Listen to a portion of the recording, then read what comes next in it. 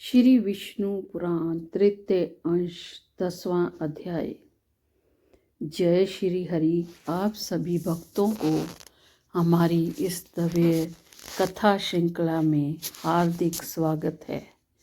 यह चैनल समर्पित है उन भक्तजनों के लिए जो धर्म, संस्कृति और शास्त्रों का गहन ज्ञान प्राप्त करना चाहते हैं। आज हम श्री विष्णु पुराण के तृतीय अंश के 10वें अध्याय पर चर्चा करेंगे। तो इस अध्याय में वर्णित है जात, कर्म, नामकरण और विवाह संस्कार की विधि। यह विषय न केवल धर्मशास्त्र से जुड़ा है बल्कि हमारे जीवन की सबसे महत्वपूर्ण प्रक्रियाओं का आधार भी है। आपसे निवेदन है कि अगर आपको यह वीडियो पसंद आए तो कृपया हमारे चैनल को सब्सक्राइब करें और इस वीडियो को लाइक करना ना भूलें। यह आपके सहयोग से हमारा उत्साह बढ़ाएगा और हमें और भी अद्भुत विषयों पर सामग्री लाने की प्रेरणा देगा। अब बिना विलंब किए चलिए आरंभ करते हैं। प्यारे भक्तों, हमारे धर्मशास्त्रों में जन्म से लेकर मृत्यु तक के प्रत्येक संस्कार को बहुत ही गहराई और विस्तार से समझाया गया है। इन संस्कारों के पीछे छिपा हुआ है एक गहन वैज्ञानिक और आध्यात्मिक संदेश। आज हम इन्हीं संस्कारों में से 3 महत्वपूर्ण संस्कारों की चर्चा करेंगे: जात कर्म, नामकरण और विवाह। जात कर्म संस्कार जन्म के समय का संस्कार जिसे कहते हैं। जब कोई बालक जन्म लेता है तो वह केवल एक जीव नहीं बल्कि ईश्वर का वरदान होता है। विष्णु पुराण में बताया गया है, जैसे ही शिशु का जन्म होता है उसके माता पिता को प्रथम कार्य यह करना चाहिए कि वे भगवान का स्मरण करें और अपने शिशु को आशीर्वाद दें। जात कर्म संस्कार के अंतर्गत शिशु के जीवन में शुभता लाने के लिए उसकी जीभ पर शहद और घी का मिश्रण रखा जाता है। यह क्रिया शारीरिक और मानसिक विकास को प्रोत्साहित करने के लिए की जाती है और साथ ही वेदों के मंत्रों का उच्चारण किया जाता है ताकि शिशु का जीवन आध्यात्मिक और धर्म की ओर अग्रसर हो। कल्पना कीजिए, जब एक नवजात शिशु अपने जीवन की पहली सांस लेता है तो उसके कानों में भगवान के पवित्र मंत्र गूंजते हैं। कितना दिव्य क्षण होता है ना। आप ये जानते हैं सब। और नामकरण संस्कार, नामकरण की विधि। अब बात आती है कि शिशु के नामकरण की। विष्णु पुराण में बताया गया है कि नाम केवल पहचान का साधन नहीं बल्कि यह हमारे जीवन का लक्ष्य भी निर्धारित करता है। नामकरण संस्कार शिशु के जन्म के 11वें या 12वें दिन किया जाता है। परिवार के सभी सदस्य और पुरोहित इस शुभ अवसर पर एकत्रित होते हैं। बालक का नाम इस तरह चुना जाता है कि उसका संबंध भगवान के किसी विशेष रूप, गुण या महिमा से हो। जैसे यदि शिशु का जन्म कार्तिक मास में हुआ हो तो उसका नाम कार्तिकेय रखा जा सकता है। क्या आप जानते हैं कि नाम का हमारे व्यक्तित्व और भगवान भाग्य पर गहरा प्रभाव पड़ता है। हमारे ऋषि मुनियों ने नामकरण के लिए विशेष सूत्र बनाए थे ताकि शिशु का नाम उसकी आध्यात्मिक और मानसिक शक्ति को बढ़ाए। तो विवाह संस्कार जीवन की सबसे महत्वपूर्ण संस्कार होता है। जानते हैं इसके बारे में। अब हम आते हैं विवाह संस्कार पर। जो मानव जीवन का सबसे महत्वपूर्ण और पवित्र संस्कार है। विष्णु पुराण में विवाह को केवल दो व्यक्तियों का मिलन नहीं, बल्कि दो आत्माओं का संगम बताया गया है। प्यारे श्रोता, जब एक कन्या और वर विवाह में बनते हैं तो यह केवल एक सामाजिक परंपरा नहीं होती, बल्कि यह भगवान का आशीर्वाद प्राप्त करने का एक अवसर होता है। विवाह संस्कार में अग्नि को साक्षी मानते हैं हुए वर वधू 7 फेरे लेते हैं।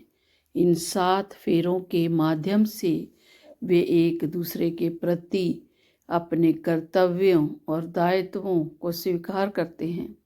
साथ ही इस संस्कार के दौरान माता पिता और समाज का आशीर्वाद प्राप्त करना भी आवश्यक होता है। तो प्रिय भक्तों, आज हमने श्री विष्णु पुराण के 3 अंश के 10वें अध्याय के माध्यम से जात, कर्म, नामकरण और विवाह संस्कार की विधियों और को महत्व को समझा। यह केवल शास्त्र की बातें नहीं हैं, बल्कि हमारे जीवन के आधार हैं। आशा है कि यह ज्ञान आपके जीवन में उपयोगी सिद्ध होगा और आप इसे अपने परिवार और समाज में भी साझा करेंगे। अंत में एक बार फिर निवेदन है कि यदि आपको यह कथा पसंद आई हो तो कृपया सब्सक्राइब करना ना भूलें और साथ ही इसे अधिक से अधिक लोगों तक पहुंचाने के लिए लाइक और शेयर जरूर करें। अब हम आपसे विदा लेते हैं, अगली कथा में फिर मिलेंगे। जब तक के लिए जय श्री हरि। और ध्यान दें, यदि आपको और अधिक इसके विस्तार से जानना है तो मुझे कमेंट ज़रूर करें और मैं आपके कमेंट के अनुसार कथा को सुनाऊंगी। तो एक कथा है इसी संस्कारों के बारे में, जो कि इन चारों संस्कारों के बारे में है। जैसे कि जात, कर्म, संस्कार। इसकी एक प्रेरणादायक कहानी है।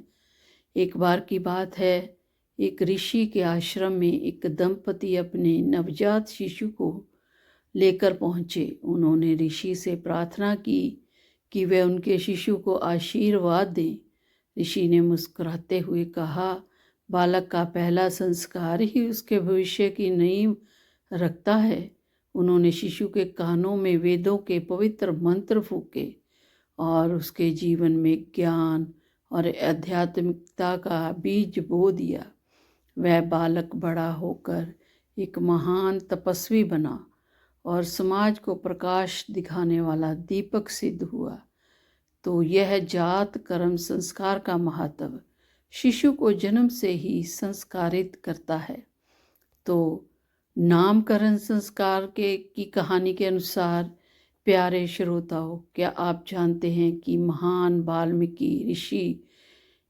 वाल्मीकि का असली नाम रत्नाकर था। उनका नामकरण उनके माता पिता ने बड़े प्रेम और विश्वास के साथ किया था। हालांकि पारंपरिक जीवन में रत्नाकर ने गलत रास्ता चुना, लेकिन उनके नाम का पवित्र अर्थ, रत्नों का भंडार, हमेशा उनके भीतर छिपा रहा। संत नारद के मार्गदर्शन में उन्होंने अपने नाम के अर्थ को पहचाना और अपने जीवन को बदल दिया। आज हम उन्हें महर्षि वाल्मीकि के नाम से जानते हैं। यह उदाहरण बताता है कि सही नाम हमारे व्यक्तित्व और जीवन को कैसे प्रभावित करता है। विवाह संस्कार के कथा के अनुसार एक पुरानी कथा है राजा जनक की। जब उन्होंने अपनी पुत्री सीता का विवाह भगवान श्री राम से किया, विवाह के दौरान जनक ने अपनी बेटी को विदाई देते हुए कहा, हे सीता, तुम केवल मेरी पुत्री नहीं बल्कि धर्म के रक्षक भगवान श्री राम की अर्धांगिनी हो। तुम उनके साथ मिलकर संसार के कल्याण के लिए कार्य करोगी। विवाह केवल पति पत्नी का मिलन नहीं है, बल्कि यह समाज और संस्कार के कल्याण के लिए किया गया एक दिव्य बंधन है। राजा जनक का यह आदर्श आज भी सिखाता है कि विवाह को केवल व्यक्तिगत सुख तक सीमित ना रखें, बल्कि इसे धर्म और समाज के कल्याण का माध्यम बनाएं। तो प्रिय भक्तों, आज हमने न केवल संस्कारों की विधियों को जाना, बल्कि उनके पीछे छिपे गहरे अर्थ और प्रेरणादायक कहानियों को भी समझा।